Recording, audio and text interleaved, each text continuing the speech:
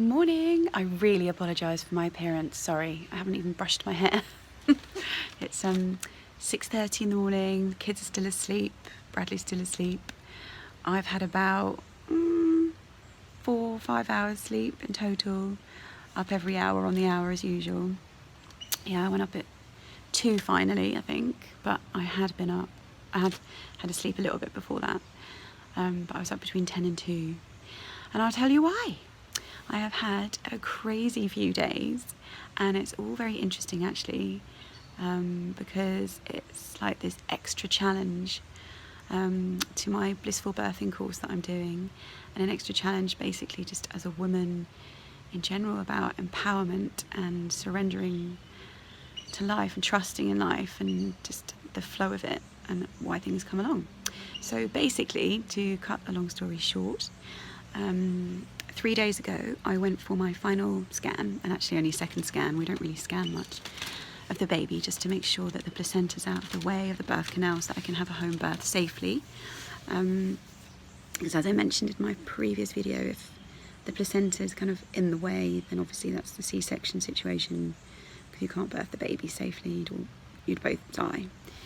So anyway, turned out with great, placentas high and out of the way, baby's looking fantastic. So we were buzzing, we came away going, this is awesome, we're so lucky, we're so blessed to have a fifth one that's, everything's sticky-boo, and home birth is a yay. But then the doctor kind of just mentioned at the end, the consultant, oh, can you do a blood test? I say another, I haven't even done one since I've been here, which he was quite shocked by. And I was like, oh yeah, that's a good point really, I would have done a few in England by now, but no I haven't, but sure, I'll take a blood test. I'm really confident that, I don't have HIV and I don't have hepatitis B, but he basically just wanted one, just make sure that if I did for some reason have to go into hospital, they had everything and I wouldn't get injected with all kinds of stuff.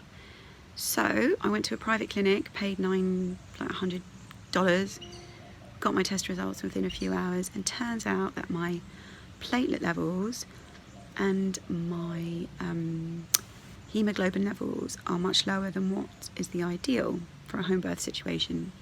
And he kind of freaked out, and he was like, this is no longer a low risk birth, this is a high risk birth, a high risk pregnancy, you need to be in hospital. Which you can imagine freaked me out, because I don't think I'd be so bad if it was England, because I had Luca, our first baby, in an English hospital, and we're so lovely there, and we're so respectful of the women, and you've got birthing from home centres, and they pretty much let you do what you like.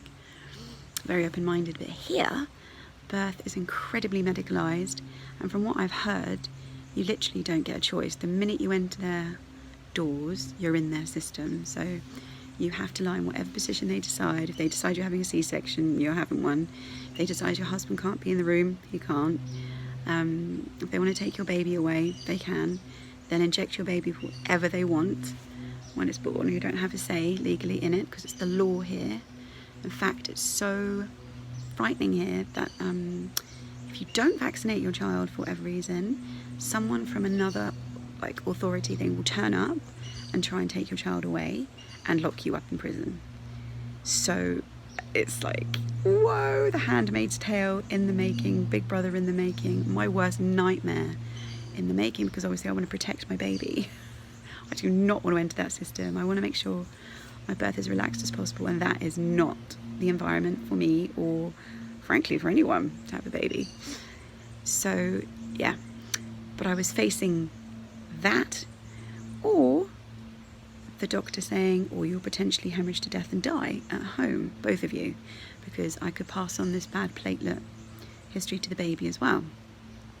Because they don't know why my platelets are so low. Basically, there could be all kinds of different reasons. I think there's 3 main reasons. There could be something like an autoimmune disease going on, or cancer, or something like that, which I'm very confident isn't the case.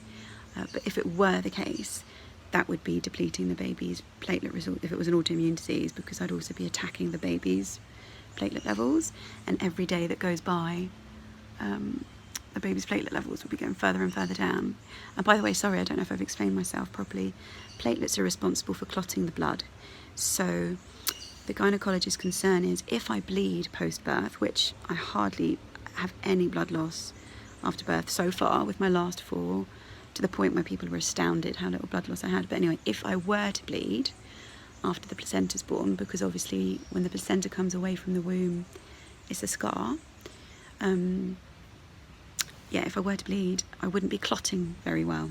And because I've got low hemoglobin levels as well, that adds to the complications of it. So therein lies the problem, that I wouldn't have time to get to a hospital to get a blood transfusion or a platelet transfusion, because I think you can hemorrhage within sort of 10 minutes and be dead, whereas I'm a good hour from a hospital. So there's my conundrum.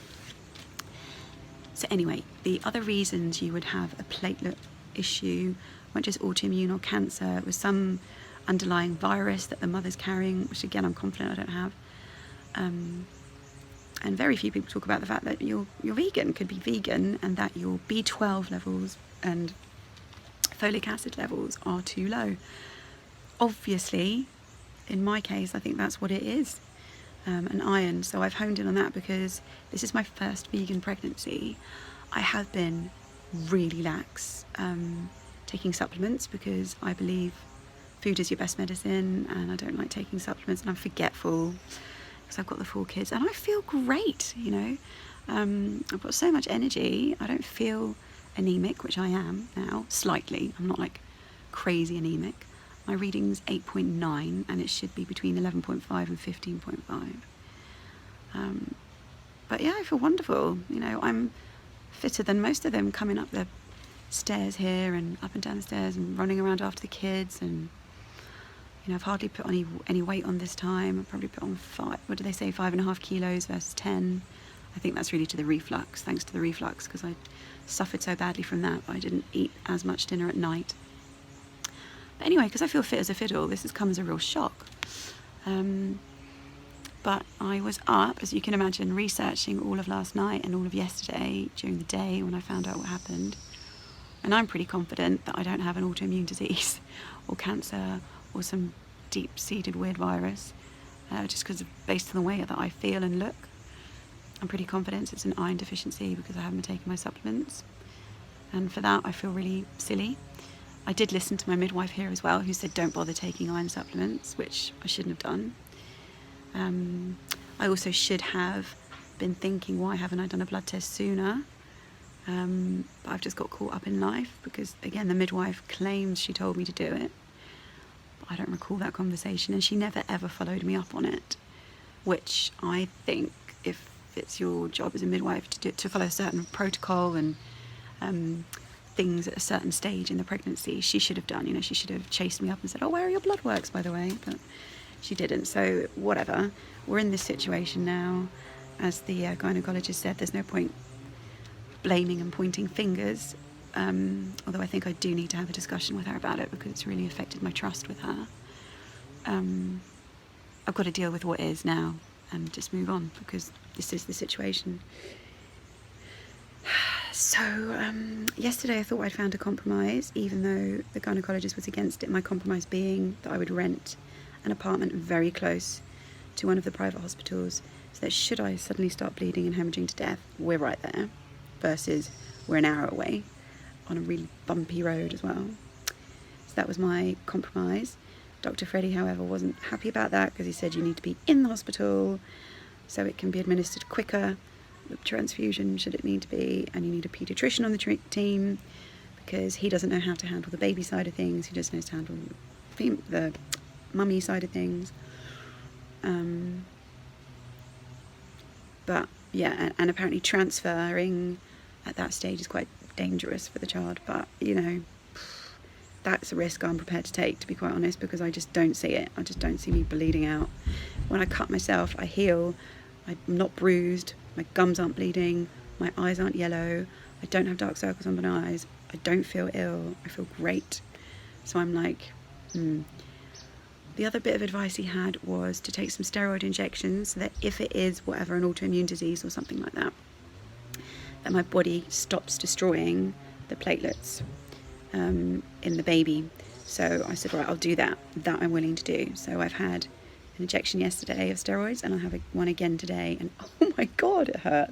Not the actual putting in the injection, but afterwards, the liquid that goes in. Had a proper bum cramp for about 10 minutes while I was walking around the shopping mall getting final Christmas presents. That was funny to see, sight to behold. I've also done loads of research and consulted a few natural doctors here, and I was told that if I took a combination of the B-vits, that would really help. So folic acid, B12 and B6, I believe. So we had a massive injection of that the other day, both Bradley and myself. So that should help with platelet levels in time, like a few days.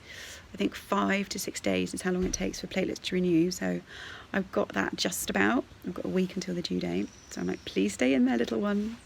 It's full moon and everyone's like saying, oh, it will come because of the pull of the moon, magnetic pull. But I'm like, God, no, just stay in there, give us some time. So I had a little chat with baby last night and just said, look, you've got to work with me here, darling. Give me some time.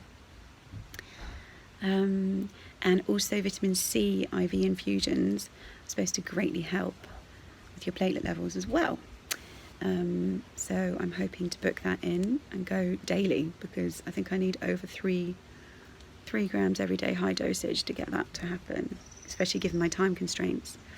But that's advice I've sought outside of that, and obviously I've upped my iron levels like crazy through food and juicing, and yeah, I can do a whole separate video on that, and supplementing like crazy now, and just being really trying to put positive affirmations out there, because I found the more I worried about it, the more I'm going to get massively stressed. And I think the stress is worse than anything else. And who's woken up? Look, say good morning. Hi. Say hi, I'm Soraya. And you're on your phone? Yeah. Yeah, you're on my phone. Yes. Alright, well this video's gone on for too long anyway for anyone to watch, so I will say goodbye now and continue with another one, with a sequel, when I tell you about other things like the supplements I've been taking, the foods I've been eating, even though with a week to go the impact will be minimal. I'm just like, what the hell, what have I got to lose? I might as well do it. And it's interesting, and like I said, it's a twist on the whole thing. And I think it's actually helped me realise that as part of my course I need to have a team of people also there as advisors, medical advisors, natural advisors, so that if you aren't in prime health, like I've arrogantly assumed I was, that you can make an educated decision rather than be forced into it in a powerless way, so that you still feel like you're making an educated, empowered decision, and that you can trust in a process and surrender to it, whatever you then choose to do with the advice you've been given. But to just be told by a consultant at the end and feel all your power drip away is horrid. So I think I will have a medical team in place to assist women if they're not in top-notch health. Okay, over and out. Sorry it's such a long video.